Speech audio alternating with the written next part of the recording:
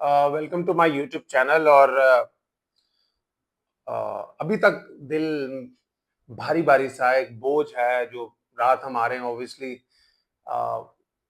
वो अभी तक डाइजेस्ट नहीं हो पा रहा कि वो मैच हम कैसे हार गए। पहले बैटिंग में इतना अच्छा किया, फिर 33 रन पे 9 विकेटें दे दी, फिर बॉलिंग में कमबैक किया, उनके 3 आउट कर लिए। फिर एंड में जब संजू आउट हुआ, एक प्रेशर सिचुएशन बनी, 11-12 पे ऊपर रन रेट गया, वहां पे थोड़ा कैप्टनसी का कोलैप्स हुआ। बहरहाल it's a game of cricket और आपको आगे बढ़ना पड़ता है।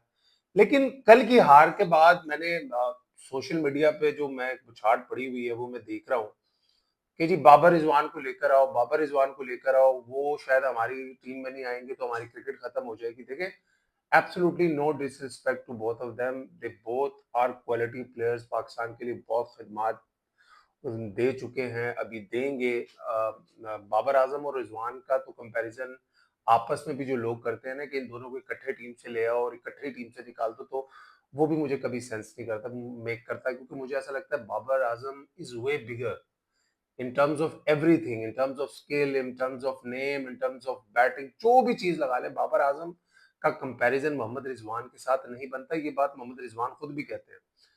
तो पहले जब पाकिस्तान हारा इंडिया से इस टूर्नामेंट में पहला मैच, बाद शोर मचने लग गया जी बाबर रिजवान होते तो ये हो जाता, 152 फॉर 0 हो गया था, ये फिर हो जाता, ये हो जाता, वो हो जाता, हम हार जाएंगे और उनके होते हुए एटलीस्ट हम सेमीफाइनल खेलते थे, फाइनल खेलते थे। तो फाइनल तो हम इस दफा भी खेले हैं, और अगर इससे क्लोज फाइनल उनके दौर में भी कभी पाकिस्तान ने खेला है तो आप मुझे बता दें, इतना लड़कर मैच खेला हो तो वो भी मुझे बता दें। लेकिन ये पाकिस्तान की क्रिकेट गोइंग फॉरवर्ड, आगे वर्ल्ड कप आ रहा है कुछ महीनों में, ये this is not the solution के दो बंदे हैं टीम से जो बाहर हुए हैं, आप हार जाए तो उनके जो क्रिकेट फैंस हैं वो आके उनके उनके फैंस आके यहाँ पे शोर मचाना शुरू कर देंगे जी पाकिस्तान की क्रिकेट में सब कुछ अच्छा हो जाएगा अगर आप उन दोनों को टीम में ले आए। आप कल अब सारे लोगों ने डाल दिया कि यार बाबर होता, रिजवान होता तो पाकिस्तान ये हालत ना होती। तो भाई, ओपनिंग तो आपका इशू रहा ही नहीं कल के मैच में। 83 रन की ओपनिंग पार्टनरशिप हुई।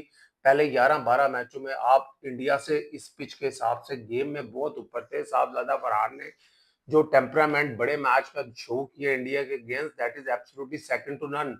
कि वही साहबजादा फरहान है जिसके बारे में लेबल लगाया जाता था उन्हीं लोगों के दौर में कि ये तो सिर्फ डोमेस्टिक मटेरियल है। आप किसी भी डोमेस्टिक के अच्छे प्लेयर को लाएंगे, उसको उसके जगह पे मौका नहीं देंगे, उसको एक्सप्रेस करने का सही मौका नहीं देंगे। एक मैच खिलाएंगे, 2 मैच खिलाएंगे, बाहर करेंगे, फिर 6 महीने बाद 2 मैच खिलाएंगे और आप फिर एक लेबल लगा देंगे कि ये इंटरनेशनल मटेरियल नहीं है। तो इस तरीके से तो आप हर प्लेयर का करियर खराब कर सकते हैं। आप जब एक डोमेस्टिक के, मैं क्यों हमेशा बात करता हूँ कि आपको जो डोमेस्टिक के परफॉर्मर्स हैं ना, अगर आप उनको रिस्पेक्ट देना शुरू कर दें, उनको इज्जत देना शुरू कर दें, तो आपकी क्रिकेट राइट डायरेक्शन में चली जाएगी। आप अगर अपनी डोमेस्टिक क्रिकेट को स्ट्रॉन्ग करना शुरू कर दें, अपने डोमेस्टिक क्रिकेट का एक प्रॉपर स्ट्रक्चर बनाएं और उस स्ट्रक्चर को 5, 7, 8 साल चलने दें, और फिर उस स्ट्रक्चर पर जो लोग परफॉर्मेंस देते हैं, चाहे वो बॉलर है, बैट्समैन है, ऑलराउंडर्स हैं, उनकी आप सिलेक्शन नेशनल टीम में करें, तो आपकी क्रिकेट को एक डायरेक्शन मिलेगी जो कि मेरे ख्याल में सही डायरेक्शन होगी। लेकिन अनफॉर्चुनेटली पाकिस्तान में लाइकिंग, डिसलाइकिंग, एक कैप्टन आएगा उसके कुछ फेवरेट प्लेयर्स होंगे, दूसरा कैप्टन आएगा उसके कुछ फेवरेट प्लेयर्स होंगे,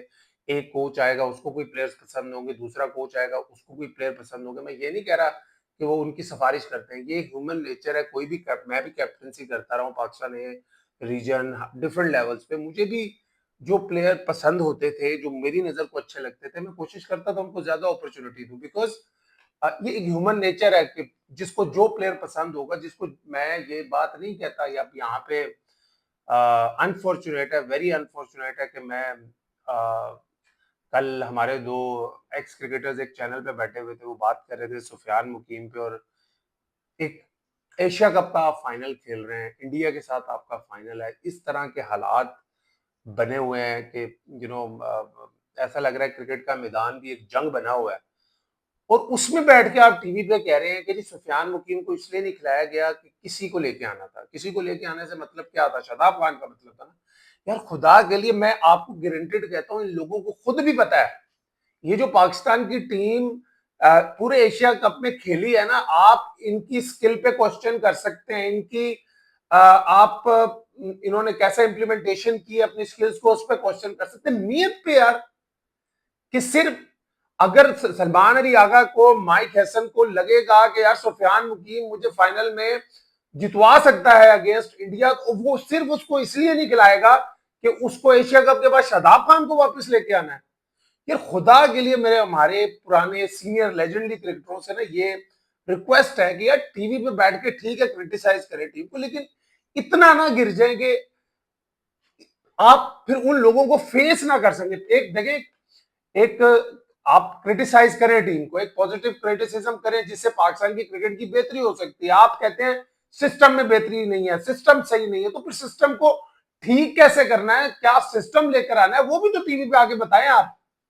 या आपको सिर्फ टीआरपी, आपको सिर्फ वो व्यूज मिलते हैं, इसलिए मिलते हैं कि पाकिस्तान की टीम को उड़ाना है, पाकिस्तान के प्लेयरों को उड़ाना है। और ये जो भी लोग बातें कर रहे हैं, इनको सारों को पता है कि जो भी पाकिस्तानी टीम में इस वक्त प्लेयर सिलेक्ट हुए हैं, ये डोमेस्टिक क्रिकेट में कहीं ना कहीं परफॉर्मेंस करके सिलेक्ट हुए हैं। मैं भी लोगों को कहीं देख रहा हूँ, कई लोग आगे टीवी में बोल रहे हैं अब्दुल्ला शफीक को ले आओ, नईम को ले आओ, ख्वाजा नाफे को ले आओ, यासिर को ले आओ, फलां को ले आओ। ओ भाई, 3-4 महीने के बाद वर्ल्ड कप है।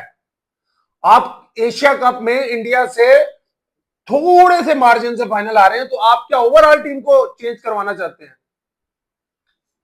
अब ये क्वेश्चन बनता है कि यार अब आगे हमने इस टीम को कैसे लेके चलना है। मेरा ये मानना है वर्ल्ड कप तक बहुत ज्यादा चेंजेस इस टीम में नहीं होनी चाहिए। इस टीम में कुछ ऐसे फ्लॉज जरूर हैं जिनको दूर करने की जरूरत है, जिसमें मुझे ऐसा लगता है कि even though he's a great friend, even though I am huge fan of Salman Ali Agha, दो फॉर्मेट्स में मुझे ऐसा लगता है वो पाकिस्तान के शाइनिंग स्टार है। वनडे फॉर्मेट में और टेस्ट फॉर्मेट में मुझे ऐसा लगता है उनको T20 फॉर्मेट में नहीं होना चाहिए। उनको खुद ही T20 फॉर्मेट की कैप्टनसी से रिजाइन कर देना चाहिए और उनको T20 फॉर्मेट ही पाकिस्तान की तरफ से मुझे लगता है नहीं खेलना चाहिए, क्योंकि अगर आज से 6-8 महीने पीछे आप चले जाएं तो सलमान अली आगा पाकिस्तान की क्रिकेट टीम में एक वाहिद प्लेयर था जिसकी सब तारीफ करते थे, जिसको सब सेल्फलेस बोलते थे, जिसको सब कहते थे कि यार ये टीम के लिए खेलता है, जिसको सब कहते थे कि यार ये बड़ा अंडररेटेड है, ये इतना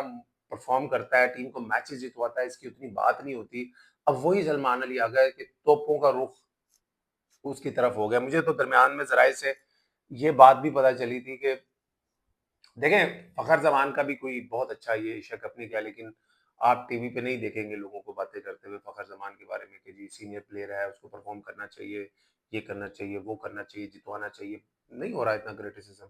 और इसमें उनकी पास्ट की रेपुटेशन भी ऑब्वियसली आती है। उन्होंने बड़े मैचेस में पाकिस्तान को फतवात दिलवाई हैं, but as a senior player मुझे ऐसा लगता है कि उनकी रिस्पॉन्सिबिलिटी बनती थी एशिया कप में कि उनको पाकिस्तान को एक दो बड़े मैचेस जितवाने चाहिए थे। मगर आप नहीं देख रहे सोशल मीडिया पर उनको बैश होता है। उसकी सबसे बड़ी वजह मुझे ये लगता है कि वो बड़े अक्लमंद थे। जो मुझे जराये से पता चला है कि उनको कैप्टनसी भी पाकिस्तान की शायद T20 की ऑफर हुई थी। उनको अ, ये जो 5 टीमों वाला टूर्नामेंट डोमेस्टिक का पिछला हुआ था, जिसमें ये 5 टीमें चैंपियंस की खेली थी, उसकी भी कैप्टनसी ऑफर हुई थी, लेकिन उन्होंने ये कह के इनकार कर दिया था कि मैं इन चक्करों में नहीं पड़ना चाहता, मैं इन चक्करों में नहीं पड़ना चाहता। मैं एक अनड्यू किस्म का क्रिटिसिज्म जो क्राउड की तरफ से, एक्स क्रिकेटर्स की तरफ से, जर्नलिस्टों की तरफ से, यूट्यूबर्स की तरफ से, मीडिया की तरफ से आता है, वो मैं नहीं लेना चाहता। और मुझे ऐसा लगता है कि यही वजह है, शायद वो आज वो कैप्टन होते तो सबसे ज्यादा बात हम उनकी फॉर्म पे कर रहे होते कि यार आपने एशिया कप में बड़ा मैच हमें कौन सा जितवाया, नहीं जितवा सके। ठीक है, उन्होंने फाइनल में अच्छी इनिंग्स खेली, मगर अब गोइंग फॉरवर्ड क्या रास्ता है? ये वर्ल्ड कप आपके सर में खड़ा हुआ, अगर तो आपको लग रहा है कि आपने एशिया कप का फाइनल खेल लिया है और सब कुछ ठीक है, आपकी टीम राइट डायरेक्शन में है, तो आप गलती पे हैं। मुझे सबसे पहले ऐसा लगता है कि हुसैन तलत गलत फॉर्मेट में आप खिला रहे हैं, उनको T20 फॉर्मेट में नहीं होना चाहिए। उनको वनडे फॉर्मेट में आपको पिक करके लंबा रन देना चाहिए जितनी उनकी डोमेस्टिक क्रिकेट में परफॉर्मेंसेज हैं। सलमान अली आगा को T20 की कैप्टनसी से मुझे ऐसा लगता है कि रिजाइन खुद कर देना चाहिए और T20 क्रिकेट से उनको अलहदगी ले लेनी चाहिए कुछ अरसे के लिए, या even for a long run. और साइम अयूब को आपको 2-4 महीने के लिए साइड पे करना पड़ेगा, डोमेस्टिक क्रिकेट में देने पड़ेंगे एटलीस्ट T20 फॉर्मेट में उनको। वनडे फॉर्मेट में आप उनको खिलाएं, जरूर खिलाएं, टेस्ट फॉर्मेट में भी खिलाएं, T20 में देखें। आप अगर सिर्फ इसलिए खिलाएंगे कि वो आपको 2-3 ओवर कर देंगे, वो शायद दुबई में कर देंगे आपको, लेकिन जहाँ पे आप अच्छी पिचों पे जाके खेलेंगे शायद वो उतने इफेक्टिव ना हो। और फिर क्या आप बिट्स एंड पीसेस क्रिकेटर ही खिलाएंगे? क्या फिर आप ऐसा करेंगे कि आप नवाज को कभी 1 ओवर देके कहेंगे तुम हमें बैटिंग कर दो, कभी आप कहोगे सैम अयूब आप 5 मैचों में 4-0 कर दो, लेकिन चलो मैं 2-3 ओवर। इस तरीके से आप बड़ी टीमों को नहीं हरा सकोगे, इस तरीके से आप वर्ल्ड कप नहीं जीत सकोगे। आप अब चेंजेस क्या आपको करने की जरूरत है? मुझे ऐसा लगता है वर्ल्ड कप से पहले आपको बहुत ज्यादा चेंजेस करने की जरूरत नहीं है। आपको मिडल ऑर्डर में आपको बाबर आजम को टीम में लेकर आना है।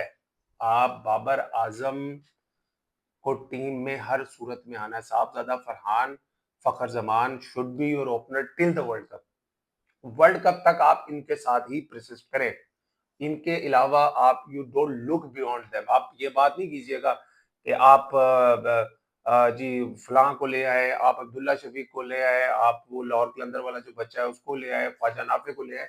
नहीं, अभी ये टाइम नहीं है। ये वर्ल्ड कप के बाद की बातें हैं। आप सोच सकते हैं इसके बारे में। आपने ऑलरेडी एक यंग टीम खिलाई हुई। अगर आप इनको भी ले आएंगे, आप फखर जमान के साथ जाएं, आप साहबजादा फरहान 3 नंबर पे श्रीलंका में आपने अपने वर्ल्ड कप के मैचेस खेलने हैं। आपको बाबर आजम चाहिए यार। बाबर आजम जैसे कैलिबर का प्लेयर वो पाकिस्तान जैसी बैटिंग लाइनअप में किसी फॉर्मेट में बाहर नहीं हो सकता। आपको बाबर आजम या रिजवान से एक शिकायत है ना कि वो जब आते हैं तो वो अपने अराउंड टीम को खिलाते हैं, वो अपनी स्ट्रेटेजी से टीम को खिलाते हैं, वो अपने खेलने के तरीके से टीम को खिलाते हैं। तो आप बाबर आजम में इतना टैलेंट है कि आप उसको जो रोल देंगे वो उसको निभा सकता है। थोड़ा एक्सेलरेशन चाहिए, थोड़ी आपको क्या कहते हैं स्ट्राइक रेट ज्यादा चाहिए, आप उससे बात कर सकते हैं। मगर श्रीलंका में भी जहां आपने 160 70 50 60 वाले मैचेस खेलने, वहां बाबर आजम आपको चाहिए। कल जैसे मैच में भी अगर एक बाबर आजम जैसा प्लेयर होता तो वो गेम अवेयरनेस होती 8-10 ओवर खेलने के बाद कि भाई इस पिच पे 170 कर लिया तो नहीं होगा। ये नहीं कि जो इनएक्सपीरियंस प्लेयर्स आ रहे हैं फिर माइंड में ये रखकर कि पिछले मैच में 170 स्कोर इंडिया ने चेस कर लिया था तो वो फाइनल में भी कर लेंगे। भाई वो 170 वाली पिच और थी और वो फाइनल नहीं था। फाइनल का प्रेशर पाकिस्तान और इंडिया आपस में खेल रहे, वो आपको नजर आया, उन पे भी नजर आया। और वो जो हमारे मिडिल ऑर्डर बैट्समैन खेलने आए, जो करंट सिचुएशन में हमारे बॉलर्स बॉलिंग करने आए, हमें वहां पे भी नजर आया। 4 नंबर पे आपको वर्ल्ड कप तक आंखें बंद कर कर हसन नवाज पे ट्रस्ट करना पड़ेगा। आप सिचुएशनल ये देखें, आप एक आधा तो फ्लोटर यूज कर सकते हैं, जैसे इंडिया अक्षर पटेल को यूज करता है, आप कभी नवाज को यूज कर सकते हैं, कभी फहीम अशरफ को यूज कर सकते हैं। ऐसा नहीं आप कर सकते कि यार आप हर मैच में बैटिंग ऑर्डर बिल्कुल चेंज कर दें। This is professional international cricket. बहुत ज्यादा डिफरेंस होता है सर इंटरनेशनल क्रिकेट में और लीग क्रिकेट में। हमने लीग क्रिकेट में इस्लामाबाद यूनाइटेड को देखा है, वो बैटिंग नंबर के साथ बहुत चेंजिंग करते हैं। वो लीग क्रिकेट है, उसमें उतना प्रेशर नहीं होता जितना इंटरनेशनल क्रिकेट में। बहुत ज्यादा प्रेशर आपके ऊपर होता है। तो आपको you have to select right players for the right roles for the right numbers. अभी आपने जो प्लेयर्स खिलाए हुए हैं, 6 बैट्समैनों में से 5 या बैट्समैन इस तरह हैं कि जो खेलना ही टॉप 3 में चाहते हैं, जो खेल ही टॉप 3 में सकते हैं। आपको डोमेस्टिक क्रिकेट से या मोहम्मद रिजवान को अगर आपने हारिस की जगह वापस लेके आना है, वो आपको पूछना पड़ेगा क्या वो 5 नंबर पे बैटिंग कर सकते हैं, क्या वो पाकिस्तान के लिए फायदेमंद हो सकते हैं। अगर नहीं हो सकते फिर you have to look out for the wicket keeper batsman domestic cricket में जो मिडिल ऑर्डर में खेल सकता हो T20 क्रिकेट। मेरी नजर में कोई नहीं है शायद। ये एक मुश्किल डिसीजन जरूर है कि आपने क्या मिडिल ऑर्डर में मोहम्मद रिजवान को वर्ल्ड कप के लिए वापस लेके आना है या फिर आपने हारिस के साथ ही प्रसिस्ट करना है। और बॉलिंग में आपको हारिस रऊफ की रिप्लेसमेंट चाहिए। मैं ये नहीं कह रहा कि हारिस रऊफ को बाहर कर दो। Haris Rauf still remains one of the Pakistan का जो मेन बॉलर रहा है, मगर एक अनफॉर्चुनेट चीज है कि बड़े मैचों में क्रंच मोमेंट्स में उन्होंने कहीं ना कहीं इस तरह की बॉलिंग की है कि जिससे पाकिस्तान को लॉस हुआ। वसीम जूनियर को आप एक अपॉर्चुनिटी दें, वर्ल्ड कप से पहले थोड़ी लॉन्ग रन दें। सुफियान मुकीम को भी आप अच्छे तरीके से टेस्ट करें। आप डोमेस्टिक से अगर कोई आपको ऐसा स्पिनर मिलता है, नवाज इज डूइंग वेल। आपको वर्ल्ड कप से पहले बहुत ज्यादा चेंजेस करने की जरूरत नहीं है। प्लीज आपने ठीक है बहुत अच्छी क्रिकेट नहीं खेली, मगर आपने फ्रॉम बेयरसेस्ट ऑफ द मार्जिन, बहुत छोटा मार्जिन था जिससे आप फाइनल आ रहे हैं। तो खुदा के लिए ये चीजें छोड़ते हैं कि बाबर रिजवान ले आओ, फलां को निकाल दो, फलां। बाबर रिजवान कल होते भी सही तो क्या करते हैं? 12 ओवरों में 110 स्कोर तो कर दिया था इन्होंने, जो ऊपर खेले हैं पहले 3। तो वो क्या करते हैं, 12 ओवरों में 150 रन कर देते, 12 ओवरों में 200 रन कर देते, नहीं करते ना। तो आपकी हारने की, नसीम शाह को आपको वापस लाने की जरूरत है, नसीम शाह पे आपको ट्रस्ट करने की जरूरत है, नसीम शाह को आपको कॉन्फिडेंस देने की जरूरत है। नसीम शाह, हारिस राव, शहीन शाह, वसीम जूनियर, ये और ऑलराउंडर में आपके पास फहीम अशरफ है, स्पिनर आपके पास इब्रार है, आपके पास सुफियान है, ये बिल्कुल ठीक है। मुझे ऐसा लगता है बस इस टीम में आपको सैम अयूब को देखना है, उसकी फॉर्म वर्ल्ड कप से पहले देखनी है। अभी तो मुझे ऐसा लगता है कि अगली 2-3 सीरीजों में आपको सैम अयूब को नहीं सिलेक्ट करना चाहिए। आपने बहुत अपॉर्चुनिटीज उसको दे दी है, वो नहीं अवेल कर पा रहा, वो कहीं ना कहीं टीम पे इसको बोझ लग रहा है। Even though everyone says he's probably one of the most talented player in Pakistan right now, but और सलमान अली आगा को आपको देखना पड़ेगा कि T20 फॉर्मेट से आपको शायद साइड पे करना पड़ेगा। Hussain Talat good player, domestic cricket की बहुत ग्रिंट खाई है, डोमेस्टिक क्रिकेट में बहुत मेहनत की है, बहुत परफॉर्मेंसेस की है, मगर आप गलत फॉर्मेट में उसको अपॉर्चुनिटी दे रहे हैं, वो भी आपको देखना पड़ेगा। डोमेस्टिक से अब्दुल समद हैं, उनको आप गो दे सकते हैं, 5-6 नंबर पे आप देख सकते हैं। खुलतिल शाह को आपको देखना पड़ेगा कि अगर आपका कॉन्फिडेंस नहीं है, आप उसको कैरी कर रहे हैं, तो या तो उसमें एबिलिटी नहीं है या आपको उस पर ट्रस्ट नहीं है। अगर आपको उस पर ट्रस्ट नहीं है तो आप उसको कैरी क्यों कर रहे हैं, ये चीज समझ नहीं आ रही। आप एक ही तरह के प्लेयर खिला रहे हैं। आपने बाबर और रिजवान को इसलिए अलग किया था ना कि यार हम दो एंकर नहीं खिला सकते, हम दो इस तरह के प्लेयर नहीं खिला सकते जो रोटेशन पे ही ट्रस्ट करते हो, हमें एग्रेसिव क्रिकेट खेलनी है। फिर आपने आगा सलमान और हुसैन तलत दोनों भी खिला लिए।